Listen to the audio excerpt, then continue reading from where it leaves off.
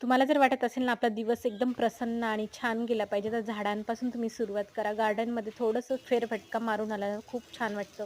तर माझं इथे रबर प्लांट बघू शकता तुम्ही, खूप मस्त ग्रो होतंय आणि एवढं छान वाटतं ना त्या झाडाकडे बघून.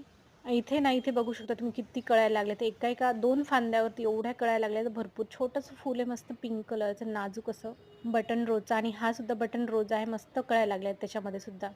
आणि हा जो जास्वंद आहे ना, तुमच्याकडे जर असेल तर तुम्हाला माहीत असेल किती कळ्या लागतात त्याच्यावरती. आता नवीनच झाड आहे हे, पण भरपूर अशी फुलं येतात त्याच्यावरती सुद्धा. आणि हा एक नवीन मी ॲड केलेला आहे येलो कलरचा. खूप मस्त सुंदर दिसतं. आता दररोज एक फुल येतं त्याच्यामध्ये सुद्धा.